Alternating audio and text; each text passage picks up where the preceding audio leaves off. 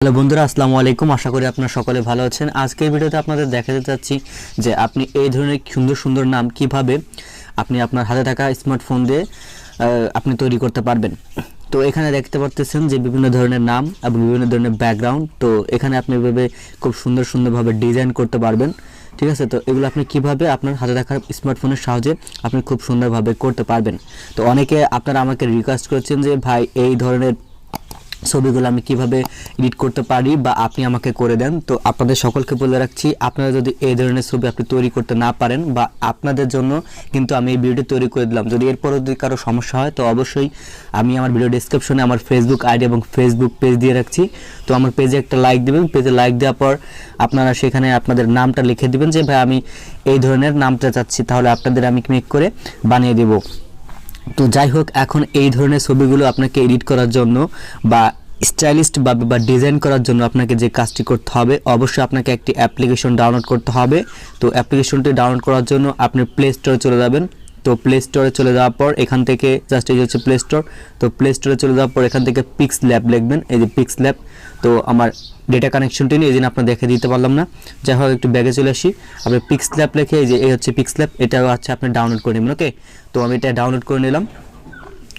Download করার পর just আপনি ওপেন করবেন। ওপেন করলেই দেখতে পারবেন যে আপনাকে একটি ইন্টারফেস চলে আসছে। এটা আমি একটু কেটে দেই। এটাকে আমি আবার ওপেন করলাম। জাস্ট আপনাকে এরকম একটি ইন্টারফেস আসবে। এরকম একটি ইন্টারফেস আসার পর এখান থেকে দেখতে হবে আপনাকে টেক্সট। তো এই টেক্সটের উপর একটা ক্লিক করবেন। টেক্সটের উপর ক্লিক করলে এখান থেকে ডিলিট নামে একটা অপশন পেয়ে যাবেন। এই ডিলিটের পর এখান থেকে ক্লিক করবেন, তারপর এখান থেকে ওখানে ক্লিক করে দেবেন, তারপর এটা কেটে যাবে। তো এরপর হচ্ছে আপনাকে যে কাজটি করতে হবে, এই যে এইখানে যে টেক্সট এ দেখতে পাচ্ছেন এ, তো এরপর ক্লিক করবেন। এরপর ক্লিক করলে এখানে একটা টেক্সট নামে একটা অপশন পেয়ে যাবেন। তো এখানে দেখতে পাচ্ছেন একটা টেক্সট, তো এই টেক্সটের উপর আপনি ক্লিক করবেন। ওকে, তো টেক্সটের উপর ক্লিক করে আপনি এখান থেকে এইরকম একটা নিউ টেক্সট এই অপশন দেখতে পাবেন। এরপর আপনি আবার এই কলম চিহ্নতে ক্লিক করবেন। তো কলম চিহ্নতে ক্লিক করার পর এখান থেকে পেন আইকনে ক্লিক করবেন। পেন আইকনে ক্লিক করার পর আপনি এখান থেকে এটা এডিট করে দেবেন। এডিট করে আপনি ধরুন আপনার নাম লিখে দেবেন। আমি এখান থেকে আমি আমার নামটা লিখে দিলাম। ঠিক আছে, এখান থেকে আমি আমার নামটা এখান থেকে লিখে দেবো। এখান থেকে আমি আমার নামটা এখান থেকে লিখে দিলাম। লিখে দেওয়ার পর এখান থেকে ওকেতে দিয়ে দিলাম। ওকেতে দিয়ে দেওয়ার পর আপনি এটাকে একটু বড় করে নেবেন। তো বড় করে নেওয়ার পর আপনি এখান থেকে স্ক্রল করবেন। ওকে, তো স্ক্রল করলে এখান থেকে দেখতে পারবেন যে ফন্ট, এই ফন্টের উপর ক্লিক করবেন।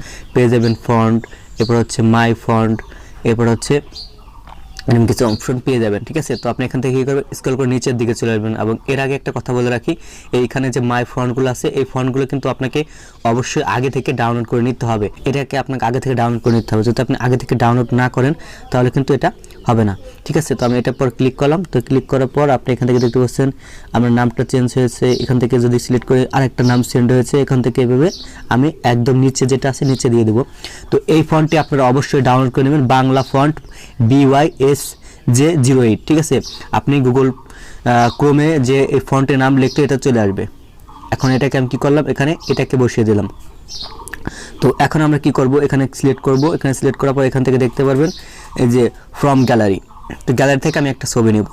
তো সরি বন্ধুরা, আপনাদের কাছে একটু ক্ষমা চেয়ে নিচ্ছি, কারণ এই জন্যে যে আমার হয়তো আপনাদের বোঝানোর সুবিধার্থে আমার ফটোটি আগে সিলেক্ট করার প্রয়োজন ছিল, কিন্তু আমি সেটা করিনি। তো যাই হোক, আপনারা আগে এই ব্যাকগ্রাউন্ডটি সিলেক্ট করে নেবেন, দেন এরপর হচ্ছে এভাবে কাজ করেন, বা আপনাদের আমি যেভাবে দেখিয়ে দিলাম সেভাবে আপনি করতে পারেন।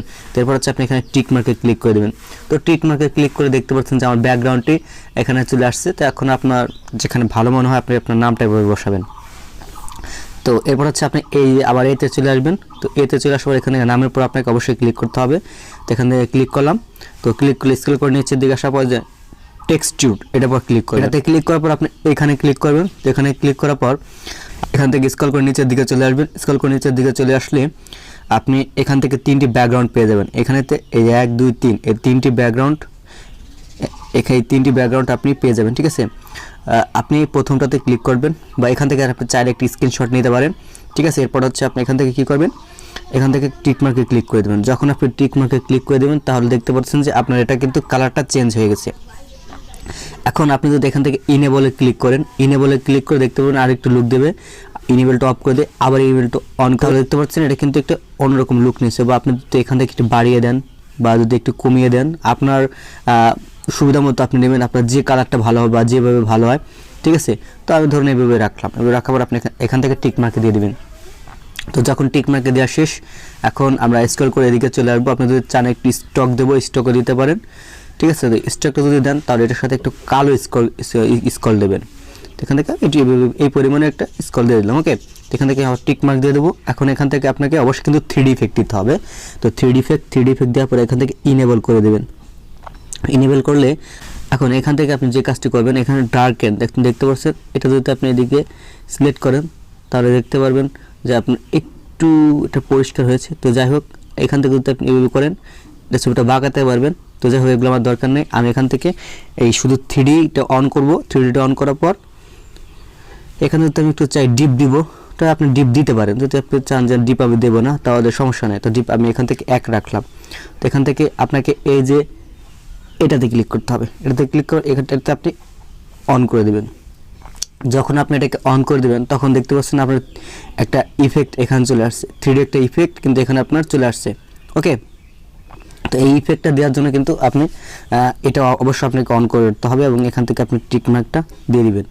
তো দিয়ে দেওয়ার পর আপনার যেখানে ভালো মনে হয় তো সেইখানে আপনি কিন্তু সুন্দরভাবে এভাবে সেভ করতে পারেন। এখন আপনি যদি বলেন যে এই ব্যাকগ্রাউন্ডটা আমার কাছে ভালো লাগছে না, তো সেক্ষেত্রে আমি কী করতে পারি? তো সেক্ষেত্রে আপনাকে অবশ্যই এটাতে ক্লিক করতে হবে। এটাতে ক্লিক করার পর এটাতে ক্লিক করলাম। এটাতে ক্লিক করার পর এখান থেকে দেখতে পাচ্ছেন ফর্ম গ্যালারি। তো ফর্ম গ্যালারিতে যাওয়ার পর আপনি স্ক্রল করে আবার নিচের দিকে চলে আসবেন এবং অবশ্যই এই যে ব্যাকগ্রাউন্ডগুলো আছে এই ব্যাকগ্রাউন্ডগুলো আপনি চাইলে কিন্তু গুগল থেকে ডাউনলোড করতে পারেন। তো আপনার যে ব্যাকগ্রাউন্ড ভালো লাগে আপনি গুগল থেকে আগে সেটা ডাউনলোড করবেন। এরপর হচ্ছে আপনি এই ধরনের ছবিগুলো মেক করতে পারবেন। তো দেখতে পারতেছেন।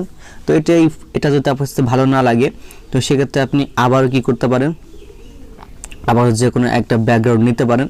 তো ধরুন আমি এই ব্যাকগ্রাউন্ডটা নিলাম, ঠিক আছে, এই ব্যাকগ্রাউন্ডটা এইভাবে নিলাম। আর এখানে যে কালারটি আছে এই কালার দুইটা কালার, একটা কালার আপনাদের দেখিয়েছি, আরও দুইটা কালার আপনাদের আমি এখন এখান থেকে দেখিয়ে দেবো। অবশ্যই আপনার এরপর থাকা লাগবে। এবার এখানে আসবেন, এবার আবার এখানে সিলেক্ট করবেন। তো এখানে সিলেক্ট করার পর এই যেখান থেকে আগে আপনাদের একটা দেখিয়েছি ডিজাইন কালার, এই যে হচ্ছে আর একটা ডিজাইন কালার, চাইলে এখান থেকে আপনি একটা স্ক্রিনশট নিতে পারেন। তো এখান থেকে আমি টিক মার্ক দিয়ে দিলাম। টিক মার্ক দিয়ে দিলে দেখতে পাচ্ছেন যে আমার নামটা কিন্তু অন্যরকম হয়েছে। এবং এখান থেকে যদি আপনি এটাকে ইনেবল করে দেবেন অবশ্যই, এবং এখান থেকে আপনি এটা সাইজ বাড়িয়ে বা কমিয়ে নিতে পারবেন, তাহলে দেখতে পাবেন আপনার নামগুলো আরও স্টাইলিশ বা সুন্দর হয়েছে।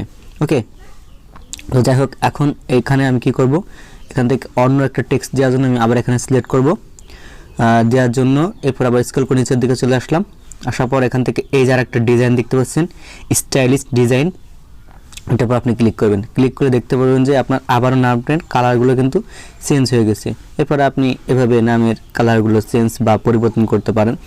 তো বন্ধুরা, এভাবে কিন্তু আপনি খুব সহজে এক একটা কাজগুলো করতে পারেন। এবং আপনার কাছে যদি কেউ রিকোয়েস্ট করে যে আপনি আমাকে একটা নাম বানিয়ে দেন, তাহলে আপনাকে এভাবে ডিজাইন করা থাকবে। আপনি শুধু এই পেন আইকনে ক্লিক করে নামটা চেঞ্জ করবেন। নামটা চেঞ্জ করার পর আপনার এরপর হচ্ছে এখানে ক্লিক করবেন। ক্লিক করার পর এখানে সেভ অ্যাজ ইমেজ ক্লিক করার পর এখানে একটি ভেরি হাইতে দিয়ে দিবেন।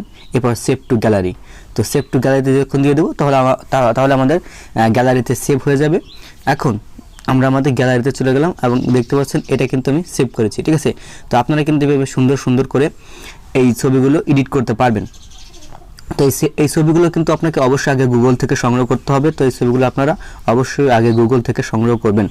আর আপনারা যাদের এই ছবিগুলো বানাতে সমস্যা হয় অবশ্যই আপনারা আমাকে ফেসবুক পেজে একটা লাইক দেবেন, এবং লাইক দেওয়ার পর আপনারা অবশ্যই আমাকে এসএমএস করবেন যে ভাই এই ধরনের আমি একটা ছবি চাই, এবং আপনার নামটাও লিখে দেবেন যাতে আমার বানানো সুবিধা হয়। তো এই ছিল মূলত আপনাদের সাথে আজকে ডিজাইনিং বা স্টাইলিশ বা ফেসবুক বা হোয়াটসঅ্যাপ যাই বলেন না কেন, স্টাইলিশ ফটো বা নিজের নাম দিয়ে আপনি কিভাবে ডিজাইনার করবেন বা নিজের নাম দিয়ে আপনি কিভাবে ডিজাইনার নাম লিখবেন।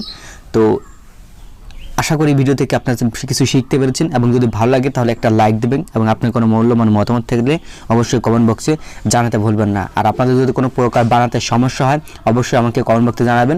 পরবর্তী ভিডিওতে আপনাদের আমি সেই সমস্যাগুলো সলভ করার চেষ্টা করব। তো সকলে ভালো থাকবেন, সুস্থ থাকবেন। দেখা হচ্ছে আপনাদের সাথে নতুন আরেকটা ভিডিওতে। আল্লাহ হাফেজ।